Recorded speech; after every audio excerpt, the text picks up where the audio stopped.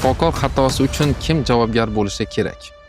Misol uchun bizni talabalar amaliyotda qatnashadi, lekin shunchaki ular kuzatuvchi sifatida qatnashadi.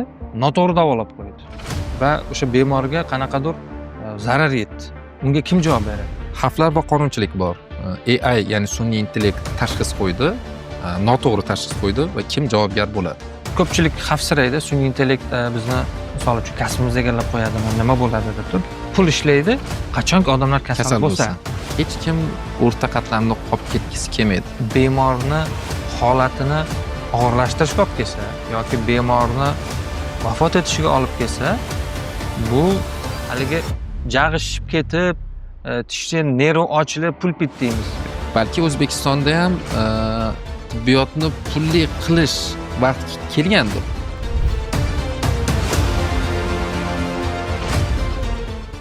Assalomu alaykum. Bugungi podkastimiz kuzatuvchilari, bugungi mehmonimiz Xudanov Baxtinur Oybutayevich, Impuls tibbiyot instituti prezidenti. Xush kelibsiz. Assalomu alaykum. Assalomu alaykum yana bir bor. Baxtinur aka, yana bir bor xush kelibsiz. Xursandmiz sizni kutib olganimizdan. Qisqacha Baxtinur aka ish faoliyatingiz haqida ma'lumot bersangiz. Men bugunga qadar, demak, Sog'liqni saqlash vazirligida, Innovatsiya vazirligida, undan tashqari Ulug'bek jamg'armasi va O'zbekiston Respublikasi Prezidenti administratsiyasi tibbiyot bosh boshqarmasida rahbar lavozimlarida faoliyat yuritganman. Bugungi kunda Impuls tibbiyot institutini prezidenti vazifasida ishlab kelmoqdaman. Rahmat kattakon.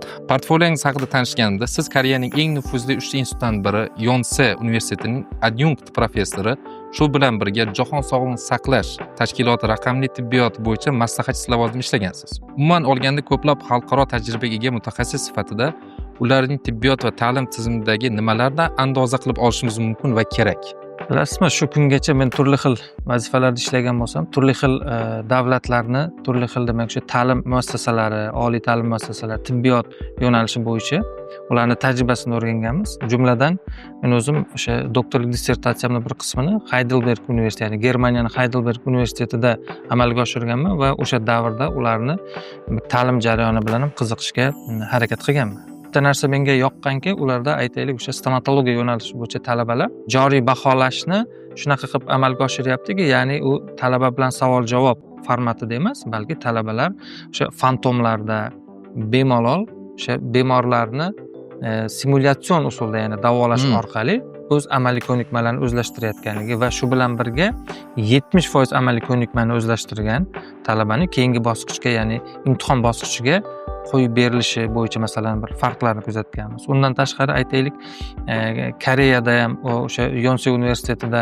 bo'lgan davrimizda u yerda ham shu narsani o'rgandikki, ularda ham ko'proq shu amaliyot bilan, ya'ni nazariyani amaliyot bilan ko'proq bog'lagan holda yoki laborator sharoitda, masalan katta laboratoriyalarda ularga darslari olib borilishini masalan kuzatganmiz yoki yaqinda mana Hindistonda tashrifda bo'ldik va Hindistonda ham kuzatdikki, ularda o'sha universitet faoliyat yuritishi uchun aytaylik talabalar tomonidan bemorlar davolanishiga mo'ljallangan klinikalar, ya'ni o'zini klinikani bo'limlari tashkil qilinganligini ko'rish mumkin. Bu degani o'sha yerda talabalar bemorlarni davolash orqali, ya'ni o'sha shifokor yoki professor o'qituvchi nazorat ostida davolash orqali o'z amaliy ko'nikmalarini, bilimlarini mustahkamlaydi va kelajakda ular tayyor mutaxassis bo'lib chiqishiga zamin yaratadi va o'sha litsenziya shartlarida ham bu narsa majburiy qilib belgilanganligi bizdagi hozirgi kundagi demak farqlarni kuzatishimiz mumkin.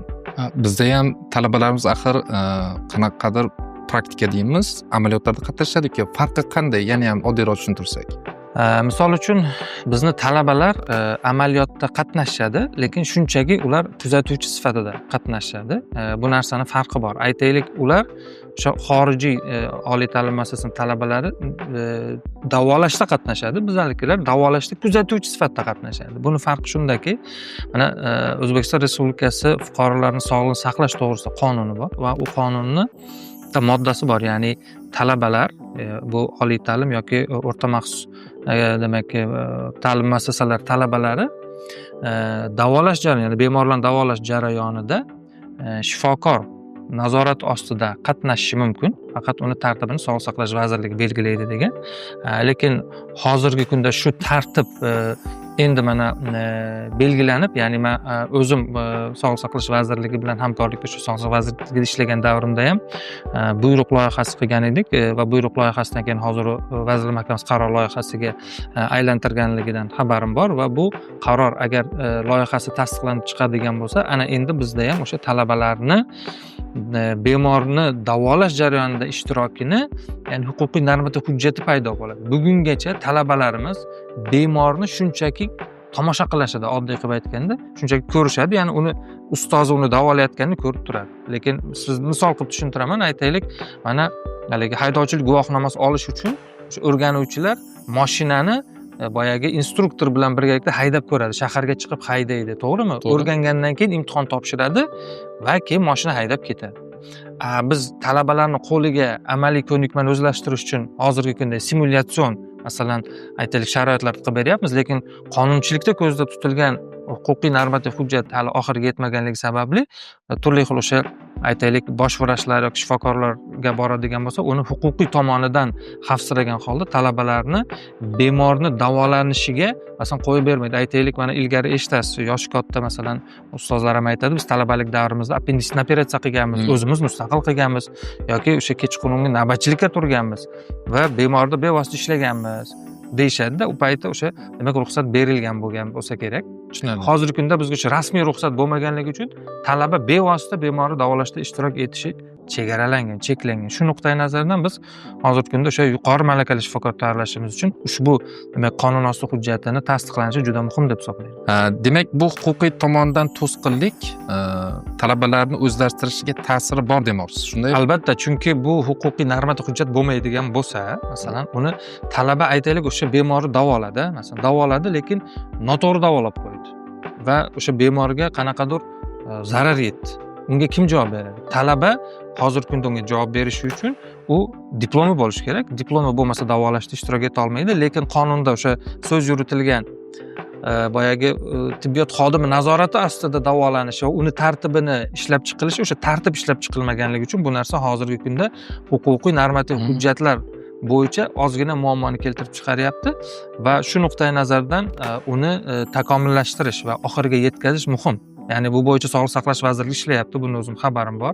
Chunki men o'zim ham o'sha loyihasida Vazirlar Mahkamasi qaror loyihasini o'zim ham taklif qilib, ular bilan gaplashib hamkorlik ishlayapmiz. O'ylaymizki, yaqin kunlarda bu tasdiqlanadi va shu ya'ni huquqiy asos paydo bo'ladi. Tushundim. Rahmat Kotibxon. Xo'p, sizningcha tibbiyot kelajagi deganda nimani tushunish kerak?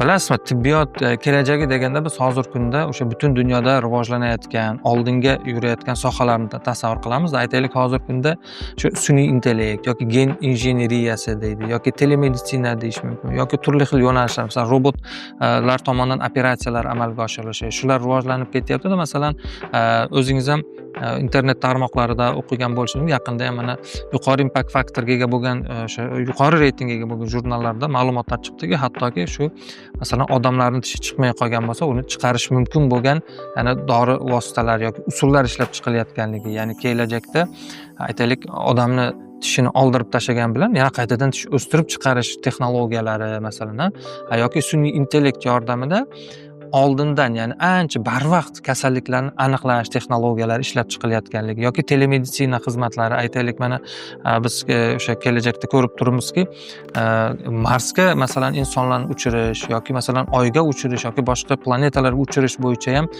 demak turli xil katta loyihalar amalga oshirilishi boshlangan va bu loyihalarning ichida ham o'sha telemeditsina, ya'ni masofadan turib bemorlarni kuzatish, ularga davo choralarini qo'llash kabi ishlar ham amalga oshirilyapti. Shu bilan birga ularni sun'iy intellektga bog'lagan holda ham amalga oshirilish yo'lga qo'yilgan. Aytaylik, mana yaqinda turli xil izlanishlar natijalari e'lon qilindi. O'sha hayvonda robot sun'iy intellekt yordamida yurak operatsiyasini yoki turli xil organlarni masalan operatsiyalarni amalga oshirganligini ko'rib, biz kelajakda shu sun'iy intellektni ham ancha ilgarilashi mumkinligi haqida fikr yuritishimiz mumkin.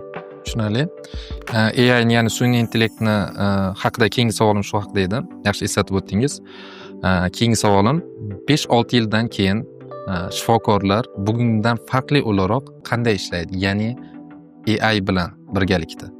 Bilasizmi, sun'iy intellekt bizga masalan ko'pchilik xavfsiraydi. Sun'iy intellekt bizni misol uchun kasbimizni egallab qo'yadimi, nima bo'ladi deb turib. To'g'ri, ba'zi bir kasblar bor.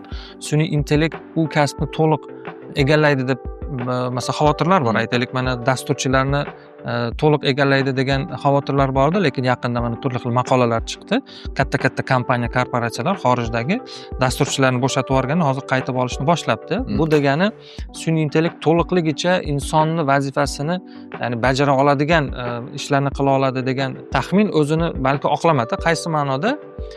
Chunki sun'iy intellektga biz bunday deganda bir miyani o'rgatamiz, ya'ni bir miya yasaladi va u miyaga aytaylik maqsadimizga qarab turib ma'lumotlarni berib o'qitamiz va uni o'rgatamiz. Ya'ni bu deep learning deydi, ya'ni chuqur o'qitish. Aytaylik, biz sun'iy intellektni qaysidir narsaga qarab, masalan, rentgen tasviriga qarab turib qaysidir kasal tashxis qo'ydirmoqchi bo'lsak, demak, bir necha minglab rentgen tasvirlari va ularni to'g'ri tashxislarini sun'iy intellektga o'qitishimiz kerak. Ya'ni, mana bu narsani ko'rsang, bu mana bu diagnoz bo'lishi mumkin. Buni ko'rsang, bu diagnoz bo'lishi mumkin degan narsani o'qitamiz va ana undan keyin u mustaqil fikrlashni boshlaydi va bizga qaysidir narsada u demak diagnoz qo'yishga yordamchi bo'lishi mumkin. Lekin u to'liq diagnoz qo'yadi va davolash muolajalarni yozib beradi deb ayta olmaymiz. Bu meni tushunchamda o'sha demak vrachlarga, shifokorlarga yordamchi bir qurol sifatida masalan foydalanishga o'tadi deb o'ylayman. Xavflar va qonunchilik bor. AI, ya'ni sun'iy intellekt tashxis qo'ydi, noto'g'ri tashxis qo'ydi va kim javobgar bo'ladi? AI masalan sun'iy intellekt bu dasturiy ta'minot, ya'ni dastur, bu kompyuter dasturi, unga inson o'sha qaysidir bilimlarni o'qitadi va keyin uni tezroq topib berib u yordam beradi. Shuning uchun baribir javobgarlik o'sha shifokorga qoladi, chunki shifokor jismoniy shaxs sifatida ham, subyekt sifatida ham o'zini qo'ygan diagnozlariga o'zi javob berish kerak. Chunki sun'iy intellekt unga yordamchi xolos. Masalan, ertaga siz oldingizda bir kelsa bemor, siz unga uni ma'lumotlarini sun'iy intellektga berdingiz va u nimadir tashxis qo'yib berdi. Siz uni olib ko'chirib yozganingiz bilan siz imzo chekyapsiz tagiga va ertaga noto'g'ri tashxis bo'lsa ham uni oqibatlari uchun demak siz javob berasiz baribir. Sun'iy intellekt sizga shunchaki yordam bergan bo'ladi. Tushunarli. O'zbekiston tibbiyoti bu trendlar, ya'ni yangiliklarga tayyormi? Bilasizmi, mana prezidentimiz boshchiligida olib borilayotgan siyosatni doimiy ravishda kuzatib boramizda, asosan bu sog'liq saqlash sohasiga va shu bilan birga axborot texnologiyalari sohasidagi olib borilayotgan islohotlar, chiqarilayotgan qonunchilik hujjatlarini doimiy ravishda qiziqib boraman.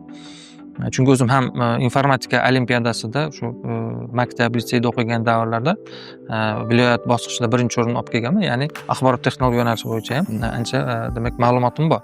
Shuning uchun menga qiziq soha bo'lgani uchun kuzatib boraman. Hozirgi kunda mana yaqinda 2 hafta oldin prezidentimizga demak bir 5 ga yaqin turli xil sun'iy intellekt loyihalarini demak taqdimotini o'tkazishgani bo'yicha ma'lumotlarni o'qidim. U yerda o'sha insult kasalligini, shu bilan birga rentgen radiologiya, onkologiya sohasida erta tashxislash imkonini beradigan turli xil demak sistemalarni taqdimot qilishgani haqida ma'lumotlarni o'qidim. Albatta bu quvonarli hol.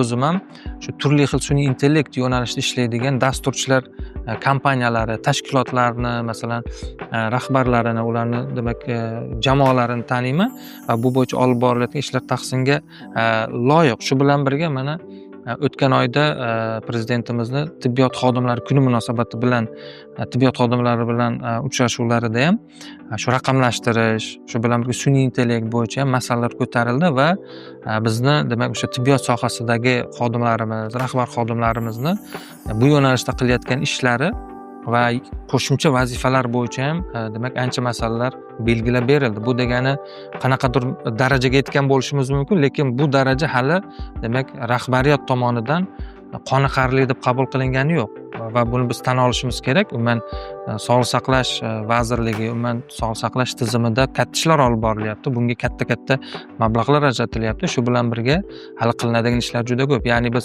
sun'iy intellektni ishlatishga tayyormizmi degan bitta savol bilan bunga javob berish qiyin, lekin biz davlatdagi turli xil o'sha strukturalar bu yo'nalish bo'yicha ishlayapti, chunki sun'iy intellekt nafaqat sog'liqni saqlash sohasida, hamma sohada, sud huquq tizimida ham kerak bo'lsa, axborot texnologiyalarini hamma sohada qo'llanilishi bo'yicha juda katta ishlar amalga oshirilyapti. Bu bo'yicha katta qarorlar, topshiriqlar chiqyapti. Ta'lim sohasida qo'llanilishi bo'yicha ham. Shuning uchun undaganda biz trendlardan foydalanishga masalan tayyormiz, lekin hali to'liq uni joriy qilish bosqichiga o'tganimiz yo'q. Davlat va xususiy oliy tibbiy ta'lim muassasalari o'rtasida kelajakdagi asosiy farq nimada bo'ladi? Bilasizmi, men yaqinda o'zimizni mana Impuls tibbiyot institutini talabalarini qasamyodi o'sha qasamyod qilish marosimiga tayyorgarlik ko'rish davrida bir statistik ma'lumotlarni qidirib, tahlil qilishga harakat qilib ko'rdim. Ya'ni Statistika qo'mitasini ma'lumotlariga ko'ra 2024-yil yakunlari bo'yicha O'zbekiston Respublikasidagi jami oliy ta'lim muassasalari soni 222 ta bo'lgan ekan va shundan 90 tasi xususiy oliy ta'lim muassasalari bo'lgan ekan. Va tasavvur qiling, 2018-yilda xususiy oliy ta'lim muassasalaridagi talabalar soni 1300 tani tashkil qilgan bo'lsa, 2024-yil yakuniga kelib bu ko'rsatkich 343 ming tani tashkil qilgan. Ya'ni 6 yilni ichida 1300 tadan 343 mingtaga chiqyapti.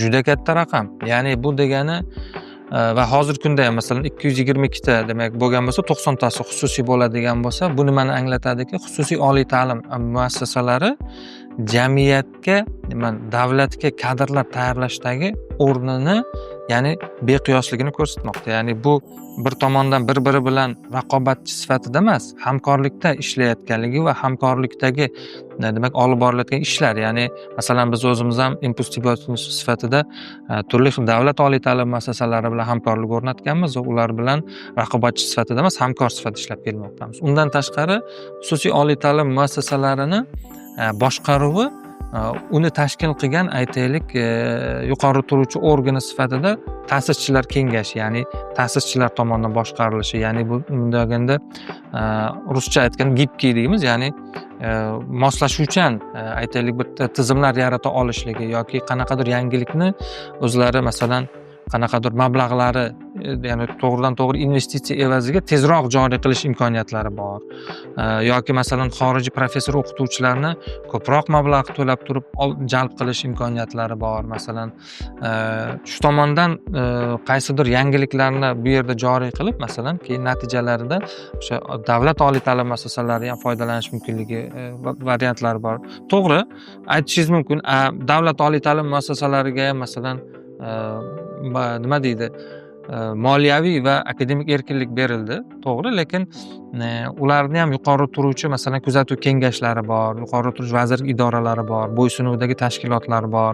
Ularning topshiriqlarini bajarishga to'g'ri keladi. Masalan, ulardan ham turli xil topshiriqlar tushadi. Ya'ni ularning yuqori turuvchi organlari bilan baribir hamkorlik ishlanadi. Shu nuqtai nazardan masalan xususiy oliy ta'lim muassasalarida ozgina nima deydi, mustaqillik nuqtai nazardan sal mustaqilroqmikan degan menda fikr borki, ya'ni qaysidir tizimni joriy qilishda ko'p odam bilan kelishmaydi, o'zini ta'sischilar bilan kelishadi va yangilikni joriy qilish imkoniyati balkim bor deb o'ylayman.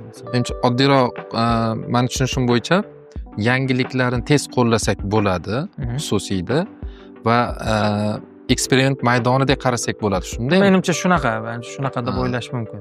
Tushunarli. Keyingi savol, qo'shtirnoq ishdan tayyor bo'lasiz degan umiddaman. Shifokor xatosi uchun kim javobgar bo'lishi kerak? Menda 3 ta variant aytib o'taman. Birinchisi shifokor, ta'lim muassasasi, institut, universitet yoki tizim. Shifokor xatosi deganda nimani tushunish kerak degan masalani oldin aniqlik kiritib olaylik. Shifokor xatosi nimada ko'rinadi? Ya'ni aytaylik, u shifokor xato qilsa oqibati nima? Aytaylik, agarki u bemorni holatini og'irlashtirishga olib kelsa yoki bemorni vafot etishiga olib kelsa, bu to'g'ridan to'g'ri masalan jinoyat kodeksi bilan tartibga solinadigan masalaga aylanadi va bu masalada o'sha holatga olib kelgan shaxsga nisbatan menimcha jazo qo'llanadi. Ya'ni aytaylik, kimdir o'sha xato qilishi oqibatida nimagadir duch keladigan bo'lsa, uni o'sha shaxs javob beradi. Lekin haligi to'g'ridan to'g'ri mas'ul qaysidir ma'noda vijdonan o'sha xatoni qilishiga, ya'ni ta'limni yetarli darajada bermaganligi sababli yoki aytaylik u talaba o'zi yetarli darajada bilim olmaganligi sababli deymizmi, turli xil anaqalarda bu masalan ta'lim muassasasini ham ba'zilar ayblashadi. Aytaylik shu yaxshi o'qitmagan, o'sha joyda yaxshi o'qitmaganni hisobiga bu mana palonchini mana bunaqa qilib mayib qilib qo'ydi, u qildi, bu qildi. Ta'lim muassasasini ham ayblashlari mumkin.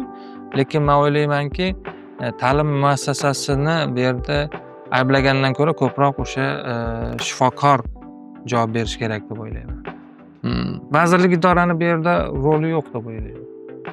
Tushunarli.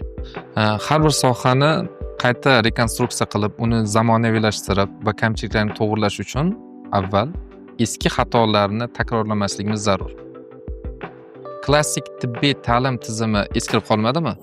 Klassik tibbiy ta'lim tizimi deganda, masalan, bir narsani men ko'p kuzatganman, aytaylik, mana xorijiy safarlarda, boshqalarda va hozirgi kunga ham kelib ta'lim tizimida aslini olganda, ya'ni tibbiy ta'lim tizimida biz ikki xil narsani kuzatamiz. Ya'ni birinchisi nazariy bilim, ikkinchisi amaliy ko'nikmalarni o'zlashtirish, ya'ni amaliy.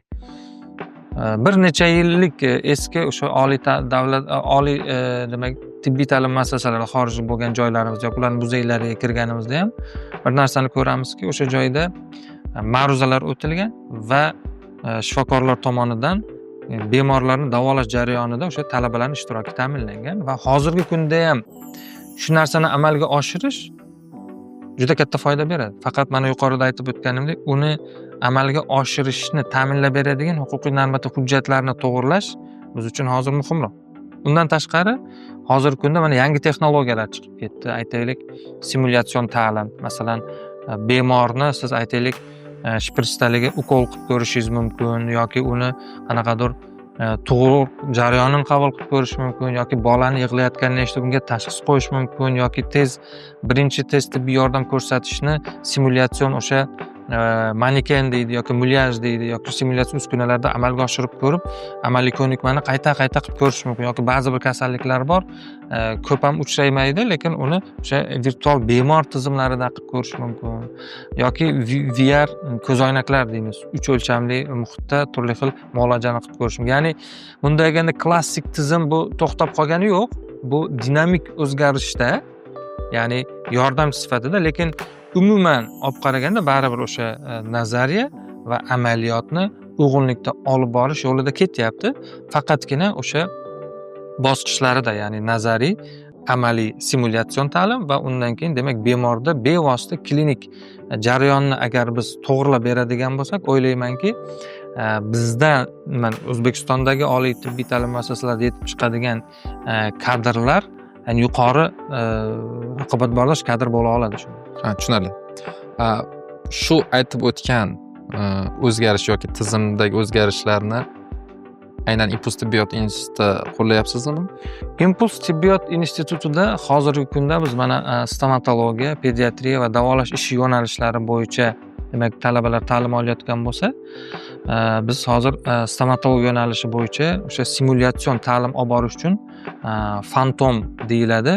O'sha demak jag'lar, ularni boyagi simulятsion uskunaga qo'yib turib, plastmassa tishlar, charxlar, plombalarni qo'yib yoki plastmassa tishlarda kanallarni davolash deydi, endodontiya deydi yoki plombalarni qorib, ya'ni ertaga klinik amaliyotga chiqqanda qanaqa ish qilinishi mumkin bo'lsa, xuddi shularni simulятsion ta'limda qilish yo'lga qo'yildi. Mana hozir uskunalarimiz kirib kelgan, hammasi sharoitlar yaratilgan. Undan tashqari, masalan, laborator uskunalarda o'sha ximiya bo'ladimi, biologiya bo'ladimi, ularga ham reaktivlar yetarli miqdorda olib berilgan va ular o'sha laborator sharoitida amaliy ko'nikmalarni o'rganish bo'yicha ishlar ketyapti. Undan tashqari klinik fanlar o'tayotganlarda ham bemorlarni bevosita o'sha demak o'zini professor o'qituvchilar tomonidan ularga ko'rsatib davolash ish jarayonida boyagi aytganimizdek kuzatuvchi sifatida qatnashyapti. Lekin agar o'sha yuqoridagi normativ hujjat qabul qilinsa, endi ular qo'li bilan o'sha narsani amalga oshirib ko'radigan bo'lsa, o'ylaymanki biz o'sha chet eldagidek nima deydi, sifatga erisha olamiz. Tushunarli. Keyingi savolim, Amerika Qo'shma Shtatlarida, Koreya va boshqa ko'plab davlatlarda yashagansiz. Ish faoliyatini yuritgansiz. Albatta tibbiy ko'rikdan o'tgan bo'lishingiz kerak va qanaqadir tibbiy muolajalardan ham foydalangansiz. Nima uchun bizda profilaktika emas, kasallikdan keyin davolash ustuvor va bu kimga foydali? Juda qiziq savol. Mana men o'sha Amerika Qo'shma Shtatlarida yashagan davrimda ham yoki aytaylik boshqa davlatlarga borganda ham ularni tibbiy tizimini o'rganishga harakat qilganman. Ana sizga bitta misol aytaman. 4 yil oldin biz Angliyani Borough jamg'armasi grantini yutib oldik va O'zbekistondagi 7 yoshli va 12 yoshli demak bolalarda stomatologik kasalliklar tarqalish ko'rsatkichlarini, ya'ni bir qancha kasalliklarning tarqalish ko'rsatkichlarini 13 mingta bolalarda tahlil qildik. Bu nega 13 mingta? Chunki 6,5 mingta 7 yoshli, 6,5 mingta 12 yoshli bolalar va bu Jahon Sog'liqni saqlash tashkilotini standartlariga javob beradi. Ya'ni shu aholi qatlamining 1% reprezentativ miqdor deb hisoblanadi va 1% 6,5 ming, ya'ni 650 mingta odam uchun 6,5 mingta odamni hisoblab, demak xulosa qilish mumkin. Bu shahar, qishloq va tuman bosqichidagi demak bolalar olingan edi va buni natijasida bilasizmi qanaqa ko'rsatkich olindi? 7 yoshli bolalardagi karies uning asoratlari tarqalishi 95% ni ko'rsatadi. Juda yuqori-ku. Juda yuqori, 95%. Bu nafaqat o'sha karies, pulpit, absses, flegmona deydi hammasi. Juda yuqori ko'rsatkich. Buni demak sababi bizdagi stomatologik profilaktik ishlarni tizimli ravishda masalan amalga oshirilmayotganligi. Va endi tasavvur shuni taqqoslash uchun men sizga Koreya misolida aytaman. Koreyada o'rtacha shu ko'rsatkich 30-35% dan oshmaydi. Va uni demak tizimini o'rganib qaraydigan bo'lsak, qanaqa tizim yo'lga qo'yilgan? Mana sug'urta kompaniyalariga pul to'lanar ekan va sug'urta kompaniyalari sizni kasal qilmaslik bilan shug'ullanadi. Chunki sizni kasal qiladigan bo'lsa, u demak sug'urta holati bo'lib qoladi, ya'ni sizga qanchadir $1000 sizni davolanishingizga to'lab berish kerak. O'shaning uchun undan ko'ra siz nima qiladi? Kasal bo'lmasligingizga harakat qiladi. Klinikaga profilaktik nuqtasidan har 3 oy, 6 oyda sizni oldingizga boradi, chaqiradi, sizni masalan shu tishingizni, milk kasalliklaringizni og'rib qolmasligi uchun ular harakat qiladi. Ya'ni sizdan olgan pulni ko'proq saqlab qolsa, ular ko'proq daromad qiladi. Shu nuqtai nazardan masalan Koreya tajribasini o'rganish bizga yaxshi. Lekin yana bir holat bor, masalan o'tgan yil mana Kanadadagi katta konferensiyada qatnashdik va u yerdagi o'sha professorlar bilan muloqotda, undan tashqari ularning ma'ruzalarida shu narsani bildikki, over treatment degan narsa juda ham keng tarqalganligi, ya'ni stomatologiya, masalan Amerikada ham, Kanadada ham stomatologiya bu sug'urta mexanizmi joriy qilinmagan bu narsaga va siz aytaylik o'sha kadrlar tayyorlash juda qimmat u yerda tibbiyot sohasida aytaylik stomatolog bo'lib chiqish uchun Kanadada ham Amerikada ham o'rtacha 7 yilgacha vaqt ketadigan, 7-8 yil talaba uni bitirguncha $500,000 atrofida kredit hosil bo'ladi unda. Undan tashqari endi bir xususiy klinika ochmoqchisa yana bir kamida 200-300 mingdan $500,000 gacha demak kredit olishga majbur. Va tasavvur qiling, endi bitirdi va bitta klinika ochgan odam $1,000,000 atrofida qarzi bor. Endi nima qiladi? U pulni chiqarish uchun sizni tishingizga u davolash kerakmi, kerak emasmi, uni davolashga harakat qiladi. Bitta holat bo'lgan, o'zimni akamni o'rtoq Amerikada yashaydi. Bir kun menga rentgenlarni tashadi, shikoyatini tashadi. Aytdiki, shuni dedi $8,000 ga dedi davolab bermoqchi. Nima qilmoqchi ekan dedimda, haligi treatment plan deydi. Davolash rejasini olib qarasam, buni olish kerak, bu tishni implant qo'yish kerak, va sanab tashlagan. Aytib, "Yo'q, sizda maksimum bitta tishingizga plomba qo'yish kerak, bitta tishingizga tish qo'yish kerak, shtift qo'yish kerak." Keldi $70 ga ishi bitdi. Bunday deganda endi o'sha ekvivalentda. Hayron, $8,000 qayerda, $70 qayerda? Masalanda, ya'ni nima demoqchiman? To'g'ri, qaysidir rivojlangan davlatlarda tibbiyot sohasi rivojlangan bo'lgan bo'lishi mumkin, lekin vijdon nuqtai nazaridan yoki odamlarni foydasi nuqtai nazaridan qaysidir narsalar sal oqlayotgan holatlar bor. Bir joyga tushunmadim. Agar Amerikada har bitta narsani deyarli sug'urta qiladi, ayniqsa sog'liqqa doimiy ravishda o'zini sug'urta qilib yurishadi. Ular borib sug'urta kompaniyasi tekshirib, yo'q, unaqa emas ekan deb qanaqadir konflikt yuzaga kelmaydi. $8,000 emas, например, $300 ekan, nimaga bunaqa qo'yapsan degan narsa bo'lmaydimi? Qizig'i stomatologiya va oftalmologiya ko'z yo'nalishi bo'yicha sug'urta kompaniyalari ishlamaydi. Ha, tushunarli. Qolgan tibbiyotning qolgan sohalari bo'yicha bor, shu ikkita yo'nalish bo'yicha ishlamaydi. Qolgan yo'nalishlar bo'yicha to'g'ri aytganingizdek, masalan, noto'g'ri diagnoz qo'ysa, noto'g'ri davolaydigan bo'lsa, sug'urta kompaniyasi uni to'lab bermasligi yoki zarar yetkazgan bo'lsa, zararni qaytanga undirib olishga harakat qilishi mumkin. Ancha yil oldin vrachlarni oylik ish haqlari Amerikada qanaqa deganda shunaqa ko'rganman. Birinchi o'rinda stomatologiya edi, kardiologiya emas edi. Bu 4-5 yil oldin ko'rgandim. Endi nima sababligini hozir tushunib yetdim. Tushunarli. Xo'p. Keyin bir joyda ochiq qolib ketdi. Ya'ni profilaktika muhimligini aytib o'tdik. Bizda sug'urta kompaniyasini yaqinda eshitdim, bizda ham O'zbekistonda shunaqa sug'urtalash haqidagi qanaqadir qonunchilik ketyapti. Shu haqda ma'lumotga egamisiz yo'qmi? Bizda demak davlat sug'urta mexanizmi joriy qilingan. Davlat sug'urta mexanizmi bo'yicha demak bizda hozir qarorlar chiqqan, qonunchilik hujjatlari chiqqan. Bu degani mana konstitutsiyadan belgilab qo'yilgan har bir shaxs davlat tomonidan belgilab qo'yilgan hajmdagi davlat tomonidan bepul taqdim qilinadigan demak tibbiy xizmat olish huquqiga ega va buni demak Vazirlar Mahkamasi belgilab bergan qanaqa hajmdagi tibbiy xizmatni bepul olish va o'sha joyda yaxshi narsa yozilgan. Men o'qib ko'rib aniq qildim. Aytaylik sizni yomon odatlaringiz bo'lsa, aytaylik alkogol iste'mol qiladigan yoki ko'p yog'li ovqat yeydigan yoki vaqtida shu tibbiy ko'riklarga kelmaydigan holat bo'ladigan bo'lsa, bu yerda ya'ni o'sha narsalarni oldini olishga har bitta fuqaroning o'zi majburligi belgilab qo'yilgan. Bu degani nima degani? Davlat masalan sizga cheksiz bepul xizmat qilaverishga aslida majbur emas-da.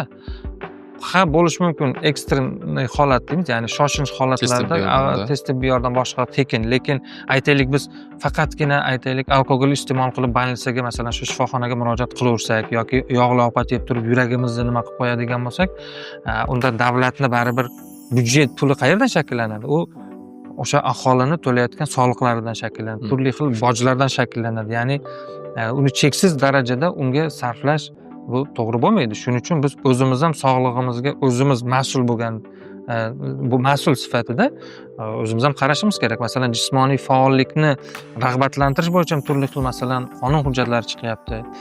Yoki aytaylik mana davlat xizmatchilarini vaznini oshib ketmasligini nazorat qiladigan ham mexanizm joriy qilindi. Ya'ni davlat xizmatchisi agar bemor bo'ladigan bo'lsa, u qanaqa qilib yaxshi xizmat qiladi mana xalq uchun. O'shaning uchun bu narsalarni ham to'g'irlash bo'yicha qonun hujjatlari, qonunosti hujjatlari chiqqan va bu o'ylaymanki har bitta shaxsni, fuqaroni o'zini ustidagi mas'uliyatini oshirish kerak. Tushundim sizdan. Yana bir ochiq qolib ketgan savolimiz qolib ketdi. Xo'p, profilaktika muhimligini bildik. Nimaga bizda o'sha kasallikdan keyin davolash ustuvor profilaktika va bu kimga kerak? Ya'ni nima qaysi tarafga borayotganimizni sezyapsiz menimcha. Endi bilasizmi, umuman tibbiyot sohasi qachon ishlaydi? Ya'ni qachon pul ishlaydi? Qachonki odamlar kasal bo'lsa.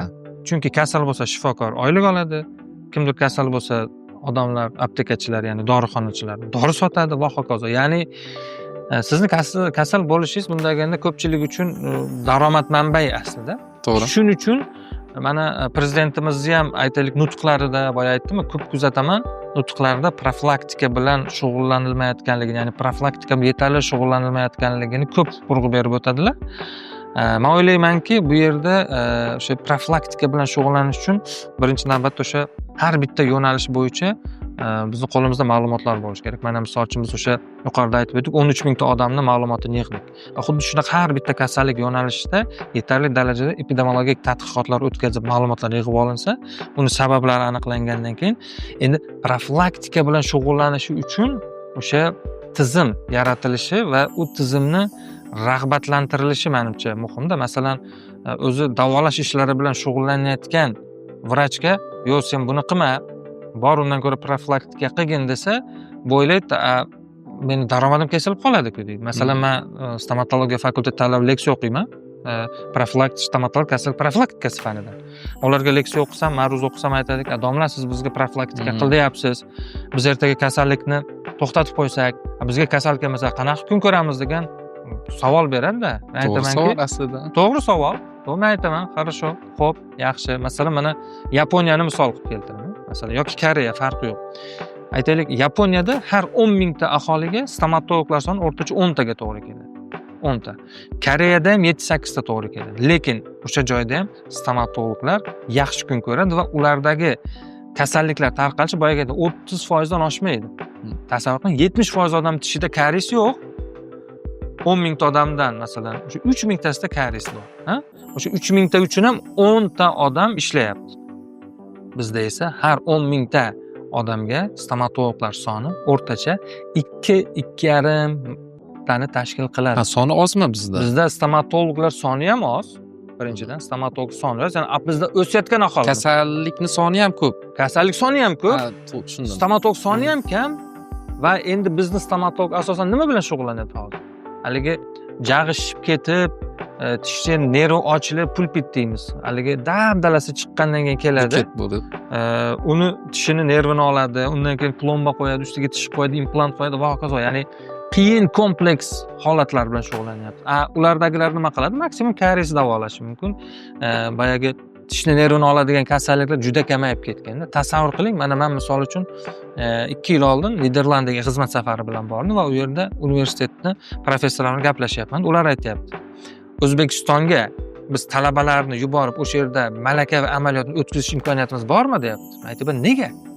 Bizda deb falon kasalliklar tugatildi. Yo'q, sizlarda bu. Wow. Pulpit, periodontit, absses, flegmona bu kasalliklar bizda yo'q. Talaba real kasalda amaliyot qilish imkoniyati yo'q. Chunki uni bular profilaktikani shunaqa yo'lga qo'ygan, u kasalliklar tugab ketgan. Va u kasallikni ko'rish mumkin bo'lgan joy bu boshqa davlat. Boshqa 3-dunyo davlati. Sizlarga o'shanga borsak bo'ladimi degan savol berdi. Men aytdim, men hayron qoldim. Yoki masalan 1 yil o'sha Germaniyaga borganda men so'rayapman-da, sizlar mana o'tkir geripetik stomatitni qanaqa davolaysizlar deyapman. Chunki bizda juda ko'p uchraydi. Qanaqa davolaysiz? Ya'ni usulinglar qanaqa desam, bizda unaqa kasallik yo'q deydi. Bizda uchramaydi unaqa kasallik. Yo'q. Demak, qaysidir kasalliklar u yerda tugatib yuborilgan. Biz haligacha shu narsalarni kurashyapmiz. O'shaning uchun bizning taklifimiz nima? Tugatish mumkin bo'lgan kasallik tugatish kerak. Kichkinagina hajm kasallik bilan shug'ullanaverish kerak va shuni oqibatida masalan o'sha rivojlangan davlatlarda stomatolog oyligi $10,000 atrofida. Lekin u kuniga bizga o'xshab 15 ta 20 ta kasal ko'rish shart emas. 3 ta kasal, 4 ta kasal ko'rsa ham yetadi. Bemalol o'tirib olib, choyni ichib ishlagan yaxshimi yo ertadan kechgacha 15 ta 20 ta kasal ko'rib, qiynalib masalan ishlagan ma'qul. Shuning uchun biz aytamizki, profilaktik tibbiyot bilan aslida shug'ullanish bizga ko'proq foyda va ko'proq daromad ham olib keladi va biz buni moliyaviy modelini o'sha talabalarga o'qitib boramiz. Ya'ni sen agar profilaktik tibbiyot bilan shug'ullanadigan bo'lsang, aslida ko'proq foyda ko'rasan. Chunki haligi nima deydi, расходный material deymiz. Ishlatilgan plomba materiallari, instrumentlar, boshqalar kamroq sarf bo'ladi profilaktika uchun. Va biz bo'yicha ilmiy tadqiqotlar ham olib boryapmiz. Mana yaqinda Angliya bilan katta ilmiy tadqiqot olib bordik. Buni natijasi bilasizmi, biz nimani qilmoqchimiz? Jahon sog'liqni saqlash tashkilotining katta bitta konsepsiyasi bor. 2030-yilgacha demak profilaktik stomatologiyani rivojlantirish. O'sha yerda aytib qo'ygan. Qaysidir profilaktik muolajalar, aytaylik, tishlarga futor surish, tishlarga kumush surishni shifokorlardan olib, hamshiralarga berib ko'rish kerak degan bir konseptual masalasi bor va biz bu bo'yicha Sog'liqni saqlash vazirligi, sanitariya epidemiologiya nazorat qo'mitasi bilan hamkorlikda bitta ilmiy ish tashkil qildik. Shveysariyaning Nakao granti doirasida va Angliya bilan hamkorlikda ishladik va o'sha kumushlash va futor surish ishlarini hamshiraga o'rgatdik. 3 kun trening va hamshira o'sha maktab o'quvchilariga, 1-sinf o'quvchilar shu ishlarni qilib ko'rdi, ota-onalarining yozma roziligi bilan. Va bu narsani ko'rdikki, bemalol biz shu ishlarni hamshiraga berishimiz mumkin edi. Va biz buni hozir yaqinda ilmiy maqola tayyorlayapmiz. Xudo xolasa bu yo'nalishda qilingan butun Jahon sog'liqni saqlash tashkilotiga a'zo davlatlar o'rtasida bu bizni davlatda qilingan, ya'ni birinchi, ya'ni ilmiy yangilik bo'ladi deb o'ylayapmiz. Va xuddi shunga o'xshash narsalar borki, stomatolog bilan shug'ullangiz kelmaydi. Lekin biz hamshiraga bersak, hamshira zo'r qiladi ekan. Biz qilib ko'rdik. Demak, buni keyinchalik Sog'liqni saqlash vazirligiga taklif sifatida ham kiritish rejalarimiz bor. Keyingi savolimiz: yaxshi shifokor bo'lish uchun avvalo yaxshi inson bo'lish kerakmi yoki yaxshi maosh kerak? Bu nima deydi? To'g'ri, bir xillar aytadi, men 6 yil o'qidim. Masalan, men yaxshi maosh olishim kerak, shundagina men yaxshi ishlayman. To'g'ri, qaysidir ma'noda, lekin ikkinchi tomon bitta narsani inobatga olishimiz kerak. Hozirgi kunda men siz tushundim, siz aytmoqchisizki, nimaga biz 6 yil o'qiymiz-u, bitirib chiqqanimizdan keyin 3-4 million maosh olishimiz kerak. Biz ham ko'proq olishimiz kerak-ku. Masalan, bu savollarni vazirlarga ham berishga ham, boshqaga ham. Masalan, men bitta narsani aytaman-da.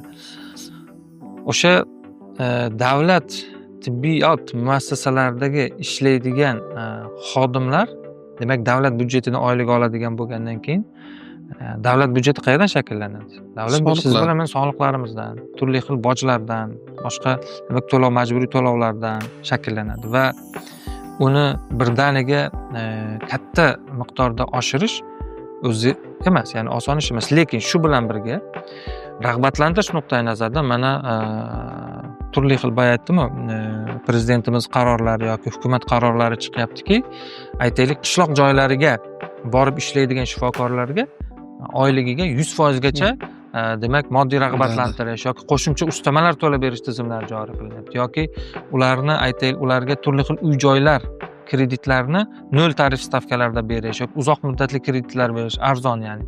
Yoki mana yaqinda o'sha tibbiyot xodimlari bilan bo'lgan uchrashuvdan keyin qaror chiqdi.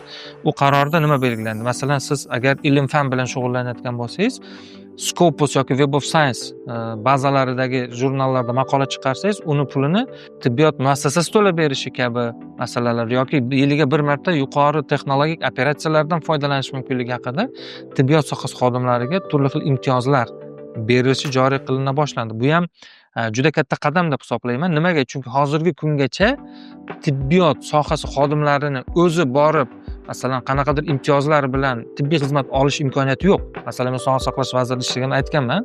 Aytaylik, turli xil vazirlik idoralarini o'zlarini nima deydi, haligi vedomstveniy deydi, ya'ni o'zini vazirligiga qaraydigan tekin muolaja oladigan tashkilotlar bor. Lekin Sog'liqni saqlash vazirligini xodimlari uchun unaqa tashkilot yo'q. Ya'ni Sog'liqni saqlash vazirligi xodimi ham o'zini yashash joyidagi oilaviy poliklinikasiga borib murojaat qilish kerak. Ana endi hozir yuqori darajadagi operatsiyalar yoki davolanishdan olish imkoniyati, o'ylaymanki, ularga imkoniyat beradi. To'g'ri, oyligini oshirish uchun u o'zini ustida ko'proq ishlash kerak. Masalan, toifasini oshirish kerak, ilmiy darajasini oshirish kerak va hokazo. Ya'ni o'ylaymanki, u sabr qilib, o'zini ustida ishlab, yaxshi nima deydi, odamlarga yaxshi xizmat ko'rsatishni boshlasa, qisqa muddatda yuqori darajadagi oylik oladigan mutaxassisga aylanish imkoniyatlari bor. Ya'ni bu degani faqat oylikka qarab qoladi va buni oyligi to'xtab qoladi degani emas. Endi to'g'ri, siz aytib o'tganingizdek, biz periferiya deymiz, eng uzoqdagi tumanlarda umuman shifokor bo'lib ishlasa, qo'shimcha rag'batlantirishlar bor. Lekin men ko'p kuzataman, bizda eng asosiy muammo aynan o'sha o'rta qatlamda umuman shifokorida. Hech kim o'rta qatlamda qolib ketgisi kelmaydi. Hamma qo'shimcha magistratura, ordinatura va ustki profildan tor doiradagi mutaxassis bo'lishga harakat qilib ketadi. Ya'ni u yoqdagi men asosiy muammoni baribir ham moliyaviy jihatdan ko'raman. Endi men o'ylayman, imенно sizni aytgan so'zlaringizdan keyin balki O'zbekistonda ham tibbiyotni pulli qilish vaqti kelgandir. Rostdan ham ko'p narsani pulli qilsak tibbiyotda. Birinchidan rostdan ham kasal bo'lish foizimiz pasayadi. Kasal bo'lgimiz kelmaydi, o'zimizga qarashni boshlaymiz. Ya'ni umumiy shifokorda hozir ko'rik tekin bizda. Hop. Da tez yordam qolsa aytgan to'g'ri komplekslar qolsinda va siz u yerga borganingizda sug'urta polisiga o'tkazadigan qilinsa-da. Bu nimalarga olib keladi? Birinchidan o'sha profilaktika qarashimizga olib keladi. Davlat byudjetini qisqartirishimizga olib keladi. Ya'ni davlat byudjeti qisqartirsa, buni qayerga sarf qila olamiz? Umumiy shifokorining oylik maoshiga qo'shimcha qila olamiz. Ya'ni shu joriy qilinsa nima deb o'ylaysiz? Yaxshi emasmi? To'g'ri, misol uchun endi biz bilasizmi, mana konstitutsiyadan belgilab qo'yilganda biz nima deydi haligi ijtimoiy yordamni ko'proq ko'rsatadigan davlatmizda, ya'ni biz ijtimoiy qo'llab-quvvatlaydigan davlatmiz. Aytaylik, mana temir daftar deydi, ayollar daftari deydi, yoshlar daftari deydi. Pensiya. Masalan, mana shu daftar degan, ya'ni bu reyestr ijtimoiy himoya reyestri deyiladi. O'sha reyestrdagi bor bo'lgan odamlarni ijtimoiy himoyasi nuqtai nazaridan o'sha tibbiyot sohasidagi tekin bo'ladigan muolajalarni qilish bu to'g'ri siyosat. Buni butun dunyo davlatlarida bu narsalar bor va biz ham ijtimoiy qo'llab-quvvatlash bo'yicha mana prezidentimiz yaqinda ham bo'lgan yig'ilishini yana bir kuzatdim.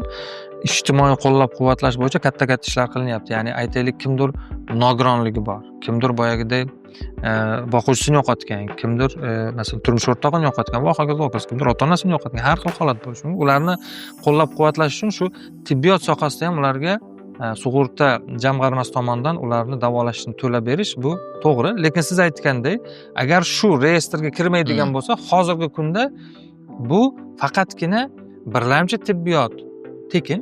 Aytaylik, siz yetarli darajada mablag' topadigan odam bo'lsangiz, ya'ni boyagi ijtimoiy himoya davlat reyestriga kirmagan bo'lsangiz, siz maksimum borsangiz o'zingizni, demak, poliklinikayizdagi, aytaylik, oilaviy poliklinikaga borasiz va u sizni maksimum o'sha oilaviy poliklinikayizdagi mutaxassis yuboradi. Undan u yog'iga siz pul to'lashingiz kerak. Chunki order tizimi hozircha sizga tatbiq qilinmaydi, lekin bir necha yil, menimcha 1-2 yildan keyin, 3 yildan keyin, demak, kamidan 6 oy davomida soliq to'lagan rezident bo'ladigan bo'lsa, keyin siz ham olishingiz mumkin, faqat o'sha, demak, navbat bilan. Lekin bu ham, boya aytdim-ku, Vazirlar Mahkamasi belgilab qo'ygan hajmlarda.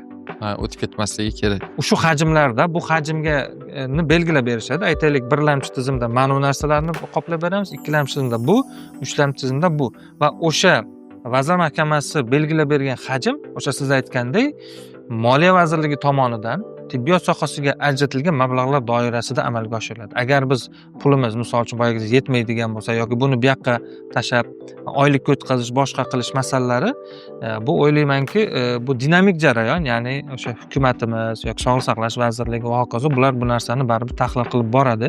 Moliya vazirligi, ya'ni qancha mablag'imiz bor bo'lsa, nimaga yo'naltirishni ular qilishadi. Lekin to'liq pulli qilib qo'yib, masalan, o'zingni pulingga davolan deyish, menimcha, bizni o'sha konstitutsiyaviy yo'nalishimizga, bizni masalan davlat siyosatini menimcha rejasida menimcha nima bo'lmasa kerak deb o'ylayman. To'g'ri tushmasa kerak. Ya'ni menimcha unchalik bo'lmasa kerak. Tibbiyot va ta'lim sohasini rivojlantirish uchun nima takliflar bergan bo'lar edingiz? Mana hozir ko'p narsani muhokama qilyapmiz. Mana profilaktika deyapmiz. Chunki men o'zim mana stomatolog kasalliklar profilaktikasi yo'nalishi bo'yicha shu doktorlik dissertatsiyamni qilgan bo'lsam, biz doimiy ravishda shu kasallikni oldini olish haqida o'ylaymiz. Ya'ni birlamchi profilaktika, ya'ni shu kasal bo'lmasdan oldin buni sog'lomligini saqlab qolish. Ya'ni mana vazirlik nomi yoki yo'nalish nomi sog'liqni saqlash, ya'ni sog'lom odam va uni sog'lig'ini saqlab qolish. Yo'nalish shunaqada.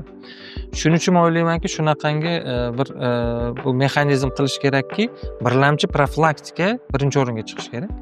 Ya'ni hamma shifokorlar birlamchi profilaktika bilan birinchi shug'ullanishi va undan o'tib ketgan holatda, masalan, mayli davolash bilan shug'ullanish. Ya'ni hamma yo'nalishda birlamchi profilaktikani qanaqadir rivojlantirishni men hozir bitta so'z bilan aytish qiyin, chunki men o'zim tizimda necha yildan beri ishlayotgan bo'lsam, juda ham ko'p qonun hujjatlari, qonun osti hujjatlar chiqqan. Aytaylik, mana siz bilasizmi, sanitariya epidemiologik masalan ildiga SES deymiz, oddiy qilib aytganda, masalan, SES qo'mitasi bor. SES qo'mitasini qilayotgan ishlari, masalan, u yerda ham men rahbar lavozimida ishlaganman. Juda ham ko'p ko'zga ko'rinmaydigan ishlar amalga oshirishadi. Aytaylik, mana vodoprovodni ichayotgan suvingiz, shuni siz bemalol qo'rqmasdan icha olasiz, chunki zaharlanmasligingizni bilasiz. Nimaga? Chunki har bitta tumandagi o'sha SES xodimlari bu narsani nazorat qilib borish yoki bozordagi sotilayotgan oziq-ovqat mahsulotlari uni qarab yurishadi yoki aytaylik boshqa narsalarda yoki farmatsevtika qo'mitasi dori vositalarini xavfsizligi bo'yicha ishlaydi. Ta'lim va men uchun ta'lim va tibbiyotdagi korrupsiya eng og'ir korrupsiya hisoblanadi. To'g'ri. Ko'p kishi bizdagi noroziliklarni ko'p eshitaman. Bizda korrupsiya tibbiyotda hamma dori yozishadi, vrachlar yoki ta'limda ham shu yaxshi doktorlar yoki kadrlar chiqmaydi va hokazo. Bu o'ylab ko'rsak, ayb hammamizda bor-da. Birinchi odam oynaga o'zi qarash kerak-ku. Siz aytgandek o'chiritda turmasligi uchun men berganman, misol uchun. Tezroq o'tib ketay, kutib turmay vaqtim ketadi, yarim soat, 2 soat, undan ko'ra 2 soat boshqa ish qilaman. Shu narsa avvalo har bitta zveno deymiz, kichik odam birinchi o'zidan boshlash kerak. Umumiyatda tepaga qaramasdan bittada siz aytgandek o'zgardi. Men shu narsani hozir his qildim. Ya'ni o'zimiz ham ota-onamizni ba'zi aytganini qilmagan, bizni tartibga solisha olmagan. Biz ham tartibga sola olmayapmiz kichkinalarimizni, ko'zimiz uni bu haligi yulib bo'lmaydi-da, uni azon rostdan o'ylab ko'rdim. Hozir qiyin etapda. Men umid qilamanki, o'sha har bitta davlatda yoki kompaniyada, tizimda muammo kamchiliklarsiz bo'lmaydi. Ya'ni bizda ham xuddi shu ta'limdagi yoki tibbiyotdagi muammolarimiz asta-sekin hal bo'lib, izga tushib ketadi degan umiddaman. Xo'p, keyingi savolga o'tsam, siz, bu shaxsiy savol, siz shaxsan nima uchun bu sohada qoldingiz? Mansab uchunmi yoki jamiyat oldida qarz uchunmi? Buni yana ham kengroq tushuntirsam, siz yaxshi taniganligim uchun aytaman. Xususiy qanaqadir stomatologiya tizimlari qilib, xususiy частныйlar ochib, bundan ham ko'proq moliyaviy holatga ega bo'lishingiz mumkin edi. Nimaga hali ham ta'lim va tibbiyotdasiz? To'g'ri savol. Masalan, agar xususiy klinikada o'zingiz, hattoki bir o'zingiz masalan bitta klinika ochib ishlasangiz ham, moliyaviy holatingiz ancha masalan yaxshi holatda saqlashingiz mumkin, chunki hozirgi kunda yaxshi stomatologlar yaxshi pul topishadi. Masalan, hattoki bitta o'zi klinika ochsa ham yoki siz aytgandek sal aqlni ishlatib 2-3 ta 4 ta masalan klinika ochib boshqa harakat qilsa bo'lardi, lekin bilasizmi, bu narsalar individual ravishdagi yordam deb qarayman-da va men mutaxassis sifatida mana profilaktik stomatologiya dedik yoki ommaviy stomatologiya, ya'ni public dental health degan narsa bor. Jamoa stomatologiyasi yoki kommunal stomatologiya. Bu nima? Bu ommaga yordam berish yoki masalan public health deydi. Ommaviy sog'liqni saqlash yoki jamoat salomatligi deyiladi.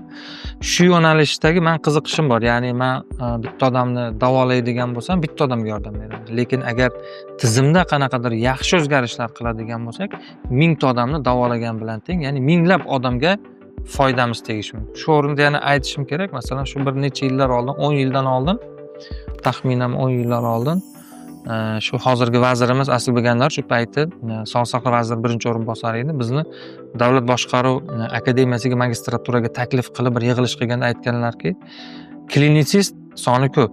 Ya'ni yaxshi shifokor bo'lsang, to'g'ri, yaxshi pul topasan, lekin hamma faqat vrach qiladigan kim boshqaruv xodim bo'ladi? Undan ko'ra mana sizlarni o'sha institutinglar tavsiya beryapti. Shu davlat boshqaruvi akademiyasi sizlarga tavsiya bersak, ya'ni shu joylarni o'qib, keyinchalik shu vazirlik idoralarida ishlasanglar, yaxshi boshqaruvchi bo'lsanglar deb turib, o'sha yerda bir guruh xodimlarni yig'ib gaplashgan edilar.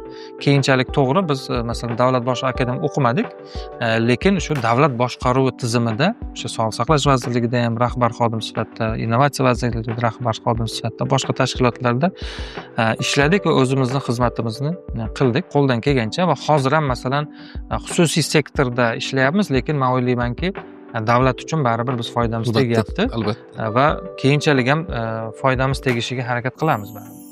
Agar bugun tibbiy ta'lim o'zgarmasa, 10 yildan keyin bemorni nima kutadi? Tibbiy ta'lim mana yuqorida bir to'g'ri og'riqli masalalarni aytdingiz. Masalan, xo'p, tibbiy ta'lim oldi-yu, lekin oyligini yaxshi bermasa nima bo'ladi yoki tibbiy ta'limni yaxshi o'qitmasak nima bo'ladi? Agar bilasizmi, bugungi kunda tibbiy ta'lim qarski qo'ldan chiqadi. Masalan, qaysidir tashkilotlarda ta'lim berish uchun masalan o'sha aytaylik professor o'qituvchilarni harakatiga men misol uchun kuzatib boraman, yaxshi baho bera olmayman ba'zi birlar yoki o'quvchilarni talabalarga yaxshi baho bera olmayman. Ba'zilarda boshqaruv xodimlari masalan aralashadi va talabalarning bahosini qo'ydirib berishga aralashgan holat. O'shaning uchun masalan biz bu institutimizda o'sha ta'sischilar bilan ham kelishganmizki, talabalar o'qimaydigan bo'lsa, ularni kerak bo'lsa talabalar safidan chiqarishga olib borish.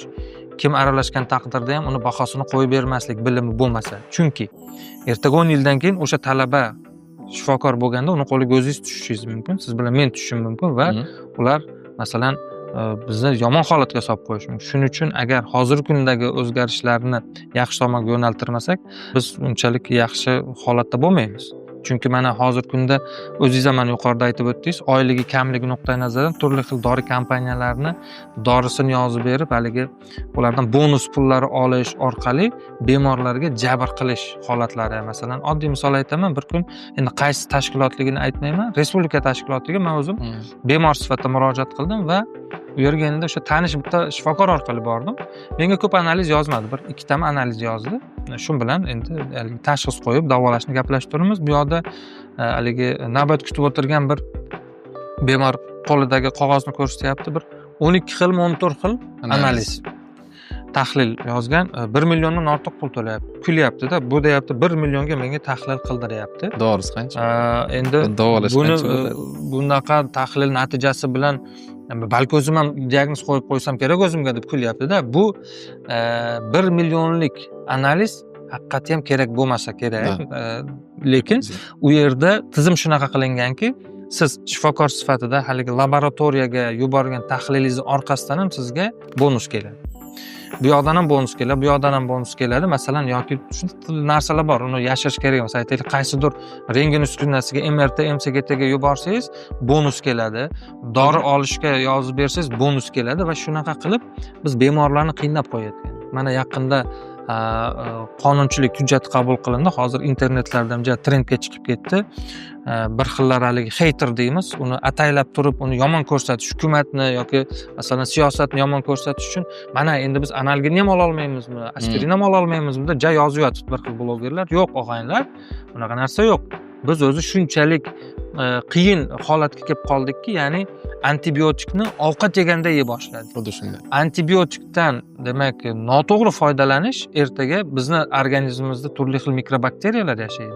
Va bakteriyalarni o'sha dorilarga o'rganib qolish oqibatida endi kichkinagina bitta shamollash kasalligi bilan odam nobud bo'lib ketishi mumkin. Va bu butun dunyoda katta muammo keltirib chiqaryapti. Yani Jahon Sog'liqni saqlash tashkiloti ham yaqinda antibiotikka rezistentlik bo'yicha katta masalan anaqalar chiqardi, nima deydi, ma'lumotlar chiqardi, boshqa qildi. Ya'ni 3-dunyo davlatlarida bu nazoratsiz qo'llanilgan oqibatida. Shuning uchun mana qaror qabul qilindi. Endi antibiotiklarni sotish kerak emas, retseptsiz yoki nafaqat antibiotik, shunaqa retseptor dorilar sotish mumkin emas va bunga biz o'zimiz o'rganishimiz kerak. Men bitta qiziq voqeani aytib beraman.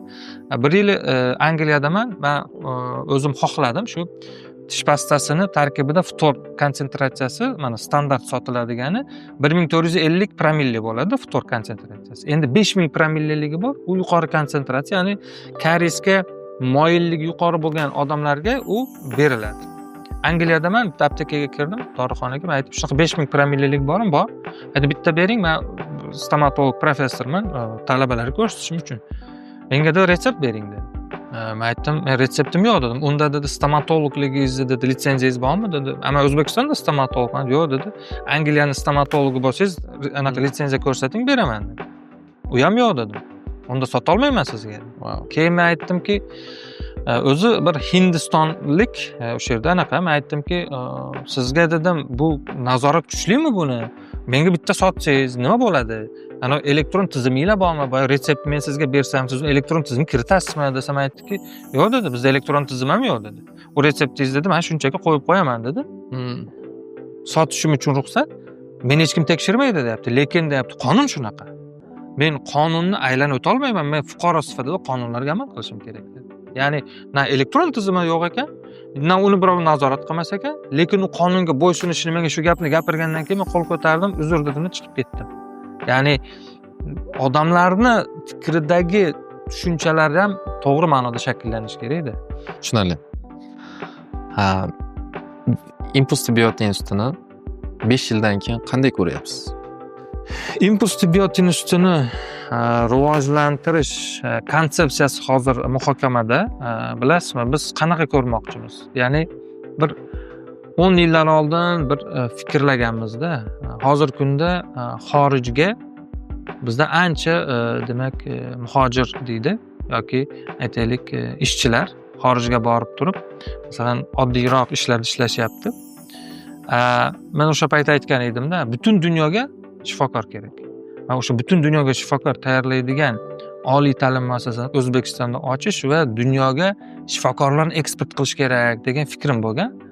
va men shu Impuls institutini shu narsaga o'xshatyapman. Ya'ni kelajakda bu nafaqat O'zbekiston uchun kadr tayyorlaydigan, balki butun dunyoga kadr tayyorlaydigan institut sifatida men ko'ryapman. Ya'ni biz ertaga dunyoga o'zbeklarni shifokor sifatida jo'natadigan bo'lsak, buni oqibatida nima bo'ladi? Birinchidan, yuqori malakali shifokor chet elga eksport bo'ladi va u yerdan katta misol uchun investitsiyalarni O'zbekistonga olib kelishga imkoniyati bo'ladi. Hech bo'lmaganda oilasiga endi $1000 emas, ular $5000, $10000 jo'natadi va u O'zbekistonning rivojlanishiga ham sababchi bo'ladi. Shu bilan birga o'zbekistonlik hamyurtlarimizni, ya'ni chet ellardagi erishayotgan yutuqlari, u yerdagi qilayotgan ishlari bu tasavvur qiling, masalan, chet elda hozirgi kunda men taniydigan professorlar bor, shifokorlar bor chet elda. Ularning obro'yi juda baland.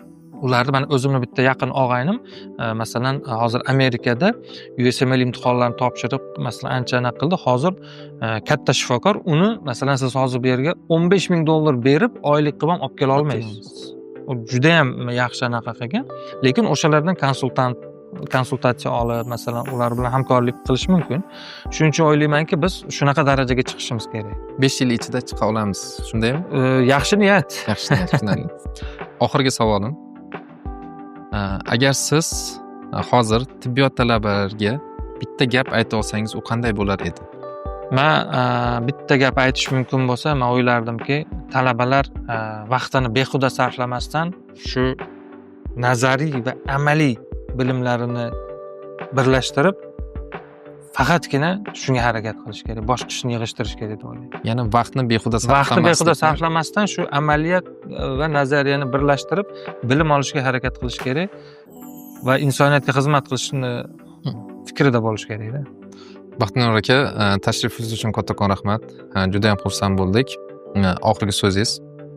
Bu podkastni tashkil qilib taklif qilganingiz uchun kattakon rahmat. O'ylaymanki, nafaqat Impuls instituti, umuman O'zbekistondagi juda ko'plab oliy ta'lim muassasalari mavjud, davlat, nodavlat, bular ham shu katta yutuqlarga erishadi va hammamiz bir bo'lib turib, O'zbekistonda tibbiyot sohasidagi yetuk kadrlar tayyorlashga harakat qilamiz. Rahmat kattakon. Rahmat. Xush kelibsiz.